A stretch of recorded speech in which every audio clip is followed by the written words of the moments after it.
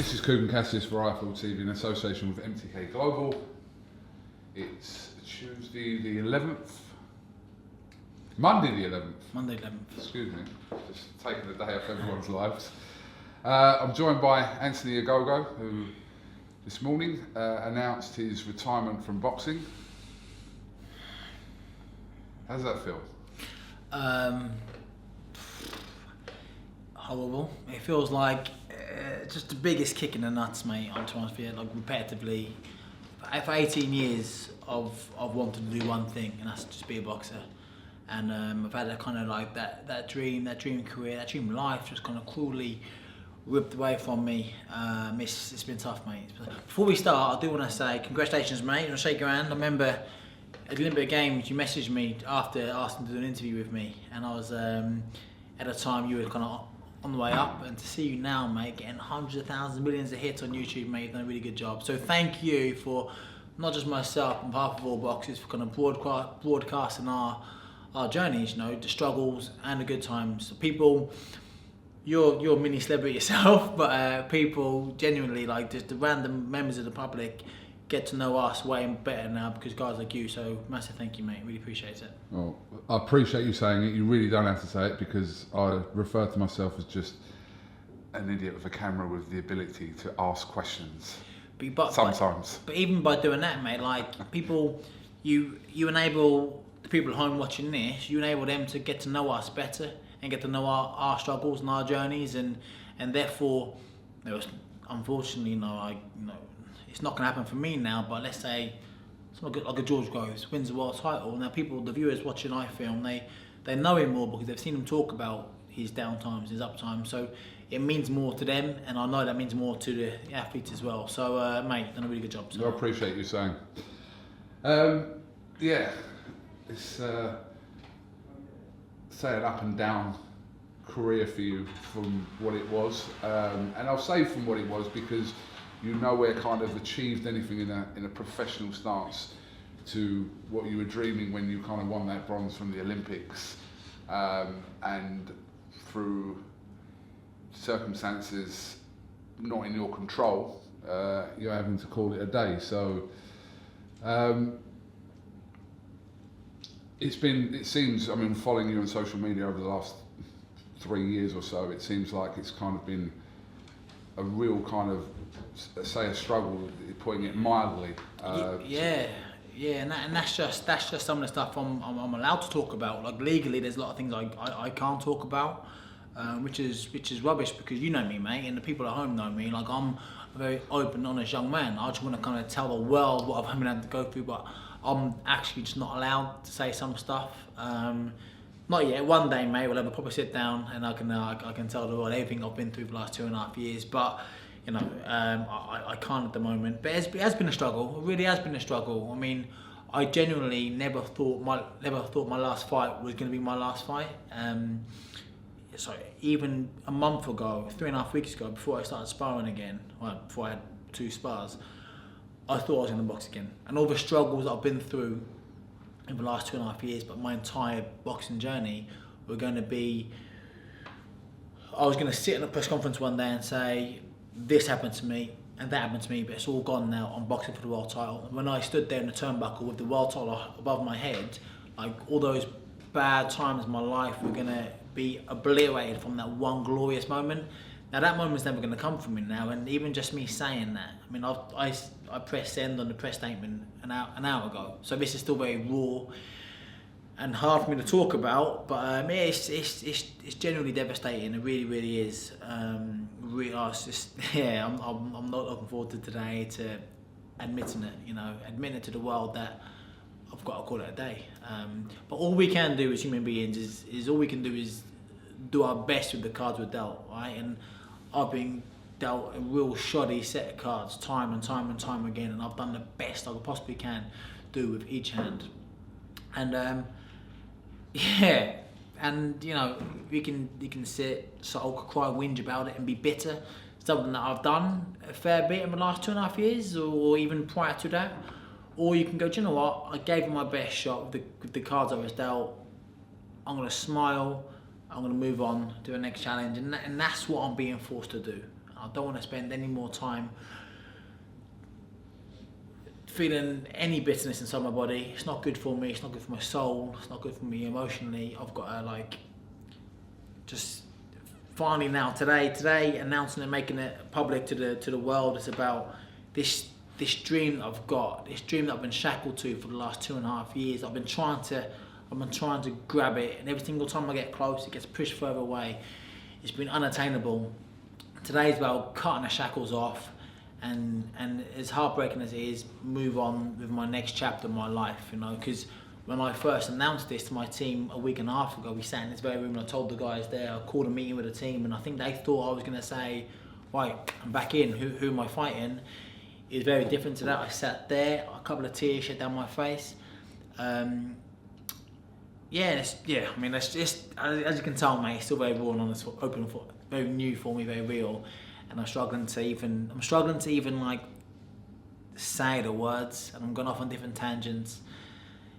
It's just really shit. To be honest with you, mate, it's really shit. But I'm trying my best to smile as much as I can, and to be as positive as I possibly can be. Before we talk about your last fight with Craig Cunningham, how are your eyes at the moment? Day-to-day vision. Yeah, so nothing to do with boxing, just your day-to-day living. How are your eyes? So I've had 7 operations on my eyes in 2.5 years. 4 in America. I've spent more money on my eyes than I ever earned in the boxing ring. I've remortgaged my house. I've sold my car to pay for surgery because I always thought I was going to get back in the boxing ring and become world champion. Hasn't to be. My eyes. So up until I started sparring 3.5 weeks ago, and prior to that, they were pretty good. After the 7 operations, they were pretty good.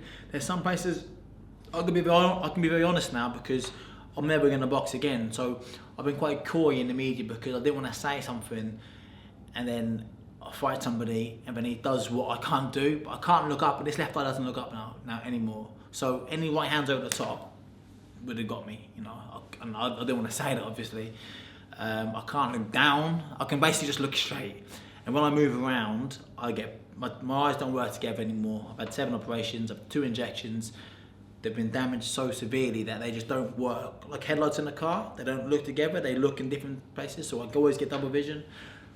3.5 weeks ago, they were pretty good. I started sparring. I got hit with a right hand that I didn't see coming, and that was the dawning realization that I just can't do this. I cannot get hit with shots that I didn't see coming. Like, if you hit me with a shot because you earned it, then that's boxing, or fair play. But I can't get hit with shots that I didn't see coming. And you mentioned the Cunningham fight. In my last fight, I boxed Craig Cunningham. He hit me with shots that I just did not see coming. Like, I didn't know I was being hit until I got hit, until I felt that little explosion on my chin, on my head, on my hands. I did not see the punches coming. I was throwing and missing by a country mile, something that I just do not do. There's 2. I mean, that was one of, if not the worst nights of my life. It was horrible. And I'm a boxer, I'm a fighter. I love fighting. I fucking love fighting, and being in a fight and hating every second of it. So I did not see where he was, and I was getting hit with shots that I did not see coming. It was horrible. There's 2 things in the fight I remember. One point he was there. I could hear him breathing, because by this point my eyes were just gone. I was boxing off instinct alone. I could hear him breathing heavily, so I thought he must be close. I had bad double vision. One eye was down here, one eye was up here, and this eye was twisted. So this eye was like that. If that was a square, it'd have been to make it. If there was a square, it'd have been, my eye would have been like a diamond. The left eye was twisted 30 degrees in. So he was like, I'm boxing a guy who's standing here.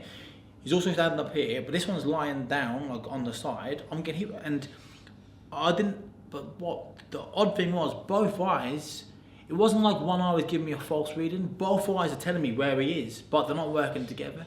And I don't want to bore you with all the ins and outs, but to know that you're there, KUGAN, both eyes got to work together for depth, right? When they're not working together, I had no clue where he was in space.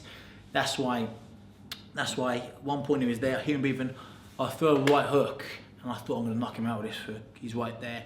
I missed by a country mile. It was the other eye where he was. Almost did a pirouette. And another time in one of the rounds, because because he kept hitting me with shots, I didn't see it coming. My left arm was just tight. It was so tight, right? Just blocking shots. So I kept feeling bang, bang, bang. And at one point, my arm, like, the whole fight, but at one point in particular, my arm was so just heavy with lactic acid. I pushed away. I thought to create some distance, I'm a good 6 feet away now. I shook my hands down just to relax, and he's gone whack, backhand right down the pipe. And I've gone, what the fuck? Where is he? I was so sure he was there, and I just didn't know where he was. And I was getting hit with shots I didn't see coming. And I said it was the worst night of my life. And like Craig Cunningham, all due respect to him, I take nothing away from me. He turned up that night in his home city. He came to fight. He brought the fight. He was very fortunate to get me. After the fight, I was 78% visually impaired. I did not, as I said, I couldn't see where he was. I think anybody who knows boxing knows that a fully fit me would have beaten a fully fit him. Unfortunately for me, that wasn't the situation, but through all my pain, I'd like to think I'm quite a nice dude. Through all my pain and heartache and sorrow that fight and the stuff before the fight and after the fight has caused me, I'm glad he had a great moment, you know. Even though it's at my expense, I'm glad he had a good moment. I remember, I think he retired a while back, and I think his coach said him beating me that night was like amazing. Again, it was at my expense. I was 100%, but fair play to him having a good night, you know. Because I mean that, because boxing's a tough game. It's hard, and you know, who am I to begrudge anybody their moment? And unfortunately for me, I never got my moment in the boxing ring, but at least he did. Just going back to that fight, I think, correct me if I'm wrong, I read the moment that Tony Sims decided to pull you out of the fight. He asked you how many fingers he was holding. Yeah, it was so basically, so I was medically cleared to fight that night, right? I think some stuff's, again, this is the stuff I can't talk about. I'm legally not allowed. I'd love to sit here and kind of lay all my cards on the table. I just cannot, and it hurts me not to, but I was medically cleared to fight that night. At the very beginning, something wasn't right. We came together, there was either a forearm or a clash head or something, and my left eye's gone poof. After the fight, one of the doctors said to me, your eye socket shattered. And your eye socket protects the eyeball and the eye itself, and the muscles around it. I kept getting whacked in the eye socket was shattered, wasn't doing its job in protecting the eye, so every single punch I took was damaging the eye and muscles, and that was going further out of alignment. Left eye was getting more damage. It'd have been better me boxing. It'd have been better for me if my eye just shut.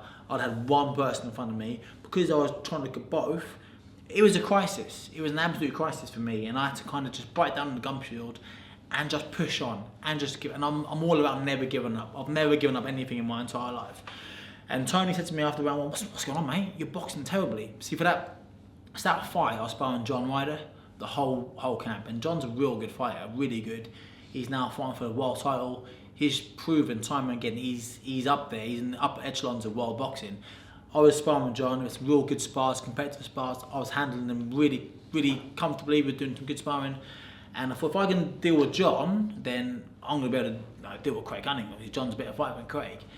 And then Tony had seen what I was doing in the ring day in, day out in the gym against John.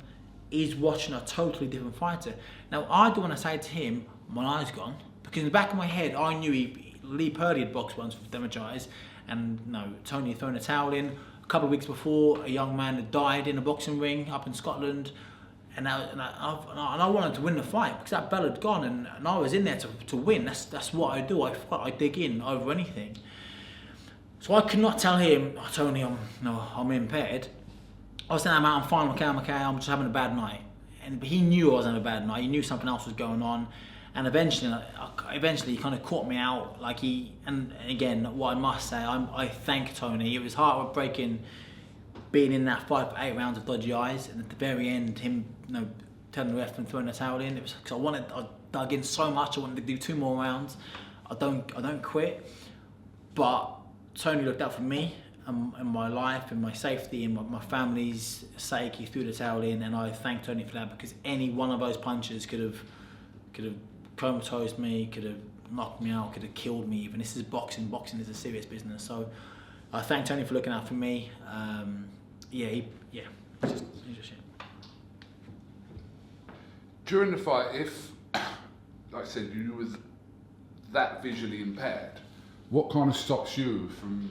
And I know fighters. My heart and my I ego. I know fighters don't like to kind of, and that's what Tony Sims is there for, to kind of make that call that he probably knows that you're going to fight until basically it really kind of goes wrong in a different kind of way.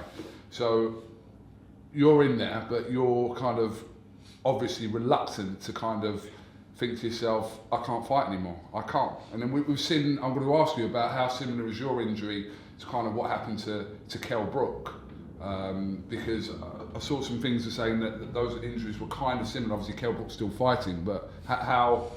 Yeah, and that's and that, my friend, is something I cannot talk about because legally I'm not allowed to talk about. And you asked that question me, I've asked that question every single day in my life for the last 2.5 years.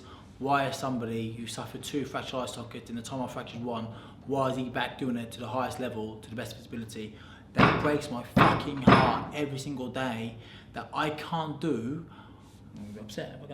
That I can't do what I love to fucking do because of things that happened in the aftermath of that fight. Now, I can't go in any more than that, so I'm going to get told off, but it breaks my heart because,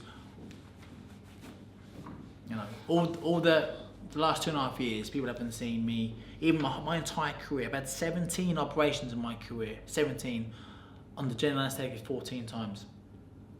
The amount of time I had nerve damage in my shoulder, of 3 shoulder dislocations, 4 operations on my Achilles, operation on my face, 7 on my eyes.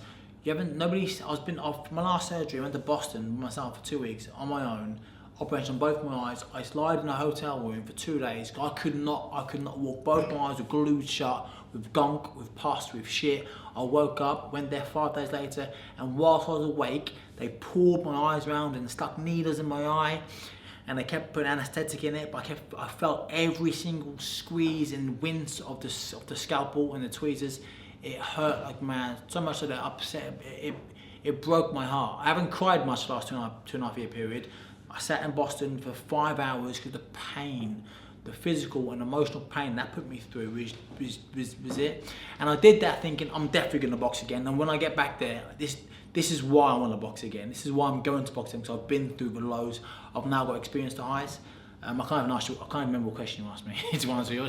I just want to re-emphasise that I understand kind of off the camera there are some things kind of going on, which means I'm kind of reluctant to kind of ask you and force you into deeper questions as well regarding certain situations, regarding whatever. So it's not, if people are kind of wondering why, I just want to kind of re-emphasise there are issues. Yeah, so there are other issues going on, which means Kel fractured his eye socket. He had an operation on both eyes, and he's back. 1 operation. I've had 7. My problem was similar to Kel's, not the same, similar. But potentially, in hindsight, I suppose could have got fixed in 1. I've had 7, and it's not fixed. And it's never going to get fixed. So read into that as you will. I can't go any further than that. It's devastating. It's heartbreaking. My career has been snatched from me rather than me losing my career. Hence, when I say the bitterness, for a long time of this 2.5 year period, I've been drowning in bitterness because I want to do. Boxing's not just my love. Boxing. It's not just my love. Third time lucky. Boxing is not just my job. It's my love. I've loved this since I was 12 years old. It's what. It turns me on. I've never gone to work a day in my life because I do what I love to do. I've never had to, when I'm in camp, I've never had to use my alarm clock to wake me up. I'm up. I want to fight. I want to get better. I want to improve. I want to spar. For the last 18 months, I've driven from Essex, my house, to West London every single day, 4-hour round trip, and trained for 3 hours with Barry O'Connor because I love boxing.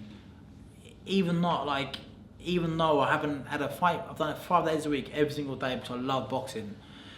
And I always thought I was going to get back. Unfortunately, I'm not going to get back. And going back to Cunningham fight, as I said, he boxed really well that night. Unfortunately, it wasn't. I wasn't 100%. I wasn't me. And that's the hardest thing. What I was saying earlier, I went off on a tangent. I mean, I've had to display every mental and physical, every ounce of determination to get back in the boxing ring, nobody's seen those qualities.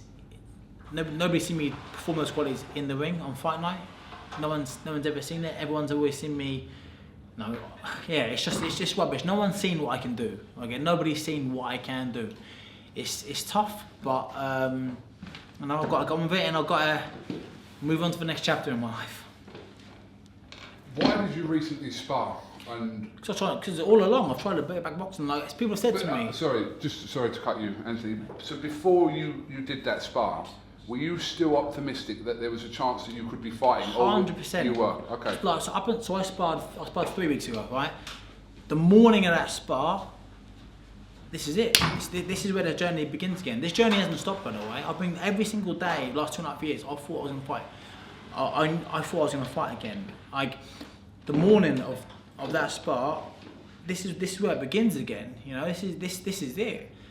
Everything I've done, the 7 operations, they've all been done for me to get back in the boxing ring and to compete once again.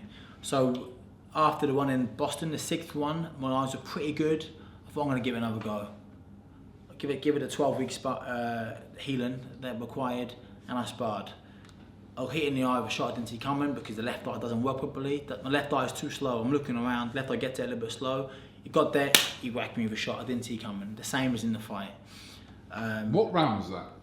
In the fight. Well, my vision was in every fight, every round. I've blocked the whole fight. So you don't know at what point of that Cunningham fight? Just going back. It was early. I think it was round 2. But if you watch the fight, I'm doing this. I'm doing this with my chin all the time. I've never done it before. It's any of my fights, I'm there, boom, resolute. In that fight, I'm kind of doing this because my eyes weren't working together, and I was trying to kind of reset my eyes. You keep seeing me lifting my chin. And there's a little sweet spot that I got a little bit of good vision. My chin's in the air, so keep me doing this like pretty much from the get go. Yeah, I find it really hard to talk about because that was the end, and I never thought it was gonna be the end. And it's just really shit, mate. It's rubbish. But I am a really positive person. I am. It's just that I try to be really positive. I've on the flip side, right, on the positive side of things, it's very unlucky that happened to me and all the things thereafter. But I've learned a lot of skills in the last 2.5 years that I can now channel elsewhere, and I can teach these skills to other people to overcome their own like demons. I've had a lot of messages on Instagram and social media, people telling me that like they've been fighting depression, they've been fighting illness. Some guys have had cancer, and watching my never give up attitude, my spirit to keep going in spite of how dark things seem, that's given them a renewed lease of life to kind of like fight their own battles, and that means so much to me. People with cancer being inspired by my journey. I think I said to each one, I said, mate, it's that way around. I'm inspired by you, you know. So, and I've been messaging these guys privately, and I've been kind of teaching them things which come natural to me. My determination, my never giving attitude, like to me, that comes natural. I've been trying to like instill this in other people so they can live their best life, you know. And so yeah, mate, but it's still very raw and hard for me to talk about. Did you suffer from depression in the last 3 years? Yeah, I mean, I'm not gonna shy away from that. I'm not boxing anymore. I'm never gonna box. I haven't got to protect my own. Some boxers don't say things because they might fight him one day, or they want to like let a cat out of the bag because it might get used against them. But I'm never gonna box again now. So any trolls out there, come at me. You know, I suffer from depression. Never taken a antidepressant in my life. I overcome it by being mentally strong and overcoming it, and it was tough, and it was really tough. And I've been, as mentioned, like it's frustrating because I can't say what I want to say. I can't go into how low I was and why I was so low, and like without going, it's their fault, it's their fault. A lot of this isn't my fault. A lot of this, I did everything asked of me. I did everything. I was so diligent in everything I ever do. Yeah, I'm still here, and it isn't fair. But life isn't fair, so you've got to get on with it. You've got, as British people, that's what we do. We get on with things, right? We get on with it. I can like get on with it and smile as much as we possibly can. Just kind of listening to you talk now, it seems like I said, just from listening to you, that you haven't kind of accepted what's happened yet, and this may take some time. Yeah. Is that fair to say? Yeah. There's a conflict in my head for sure. Like, I've loved this for 18 years, and up until 3 weeks ago, I always thought I was becoming world champion. And I watch other guys doing it, and I think if they're going to do it, great. Now it's my turn, and I'm never gonna get my chance to do that, my opportunity. So I am very conflicted, and it is hard for me. But this whole day, announcing it to the world, and having these conversations with you, although they're very difficult for me to do, that's all part of the grieving process. I think I've got to do this to get to the other side. And it is difficult. It really is. Like, I'm very driven, and I always have been. From 12 years old, I wanted one thing: to become world champion, and that's never going to happen. So it will take time for me to overcome that. But I say this here and now: I will overcome it, and I will be a better, stronger, and more humble person because of it. And what I won't do, I won't allow this to define me. On my gravestone, I won't be the injured boxer. This is going to make me. It's going to be the making of me. I'm genuinely now. I'm a 30-year-old man. I'm going to become a much better, stronger, more humble person because of it. And I've got all this fire in my belly that I need to channel elsewhere now. I need to become successful at something else. It won't be boxing because of my eyes, but I need to become successful at something else. And also, in the last 2.5 years, what I have done, I've helped a lot of people. I started off with messages on Instagram. The guy saying to me, I've got cancer. You doing this really inspires me. I messaged them, become friends with them, and other people, and it became obvious to me that I've got something in me, innate in me, which is innate, and I want to help people overcome their own battles, whether it's illness, injury, disease, whatever. So I want to. This will be the making of me, and I want to help as many other people as I can become better versions of themselves, as this will make me become a better version of myself.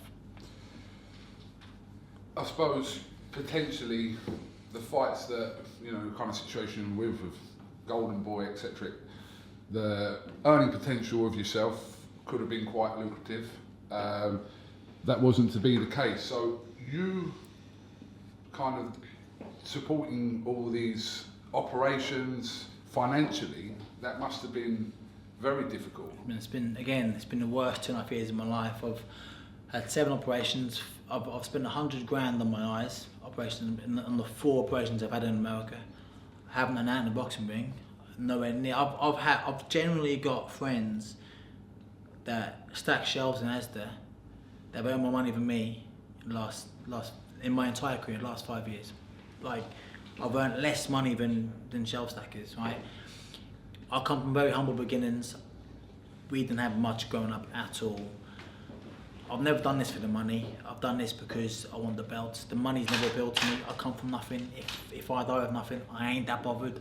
I did that. The hard part for me is I've never sat here and gone, he's earning this much money.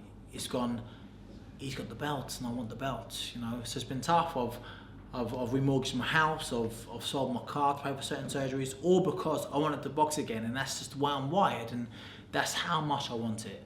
But again, I'll keep going back to the point, like, something I've always tried to get across is, I'm 30 years old, I've had a few injuries in my career, in my life, but I'm a 30-year-old young man living in England, in Great Britain.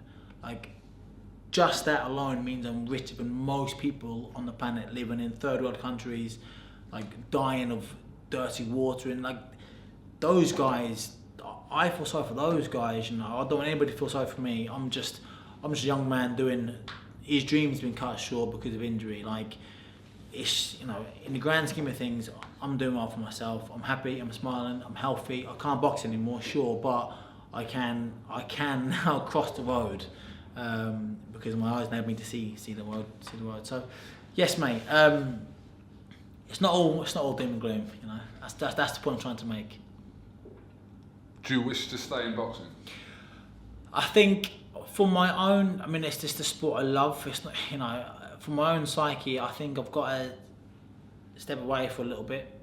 I think I don't want to be that bitter old man that is jealous of other people achieving my dream, And again, as I mentioned earlier, I'm very open, very honest with my feelings, and I won't be that. I want to be better because of it, not bitter because of it.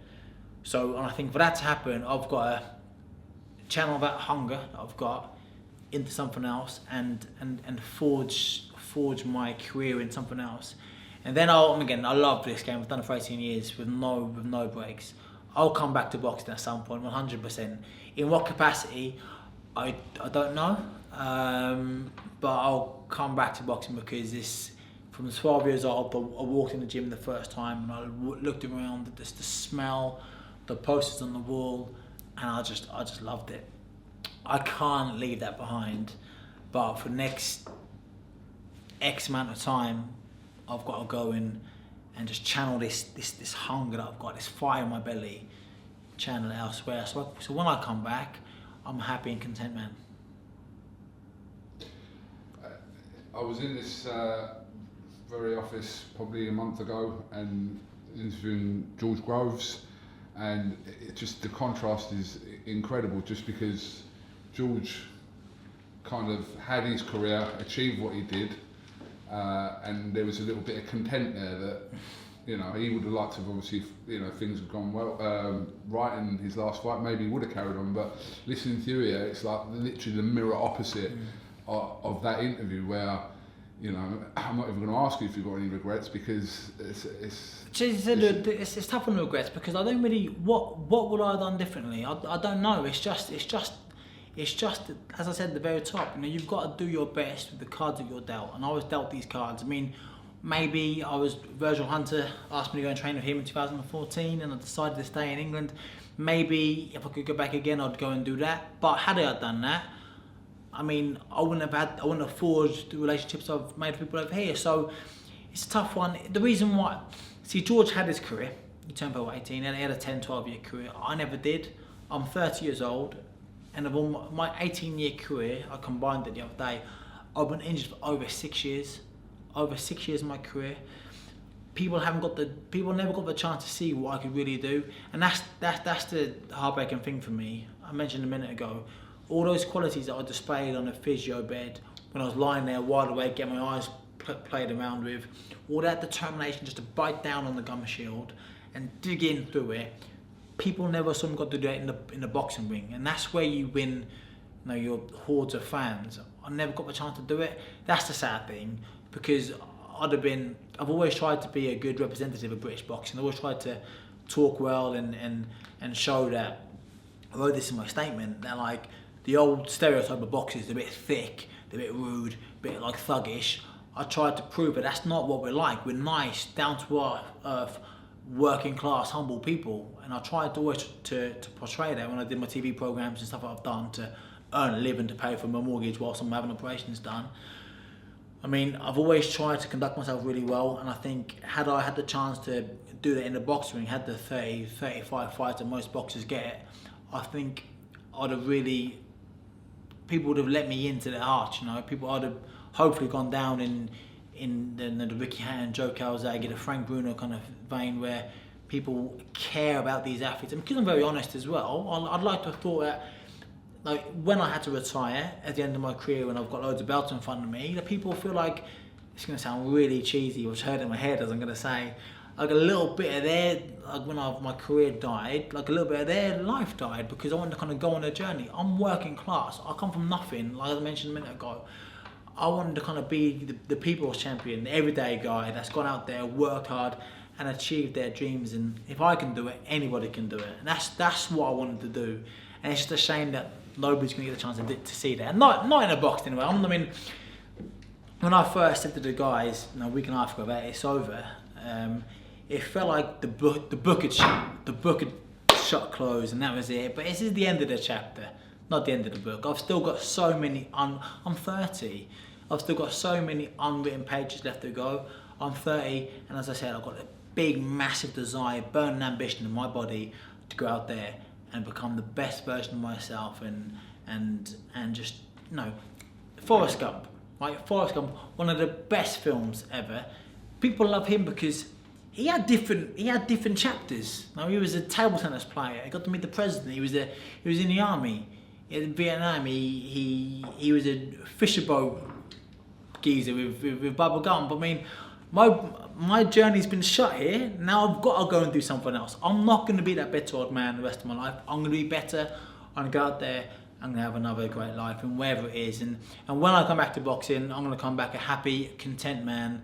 And yeah, I want to try to help as many young, ambitious boxers as I possibly can.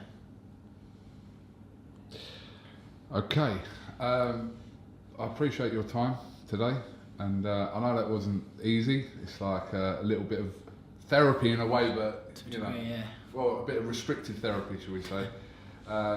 But yeah, no, I appreciate your time, and appreciate your time over the years. To be honest with you, you never shied away from giving IFL any time, so props to that. And like I said, it's just a little bit of a shame kind of how things have kind of ended, but you are adamant on kind of trying to keep positive throughout all the issues that you've had. So wish you the best of luck with that, and cheers, mate. Hope you kind of find your thing. Thank you, mate. Cheers, appreciate that. And as I said, when it's all said and done, we should get together again and have a good old catch, a proper chat where we can kind of like, leave no stone unturned. I can tell you the whole journey, and you'll get the first inside scoop, I promise you. Appreciate it. Anthony Ogogo, thank you very much for talking to IFL TV, and we'll no doubt catch up with you soon. Thank you. And also I do want to say, this is it now for me, but I'm saying a massive thank you to everyone that's just supported me and been there for me. Not just the last 2.5 years when I've been fighting to get back in the ring, but my whole journey. I mean, us boxers, it can be a lonely time. It can be a real lonely place, boxing. The boxing ring, in the gym, training, running by yourself. I've always felt like I've got you guys at home supporting me. If you liked me, great. Didn't like me, great. It's all fun and games. Thank you for bothering about me. Anthony Ogogo, thank you very much. And like I said, we'll catch up with you no doubt soon. Thank you.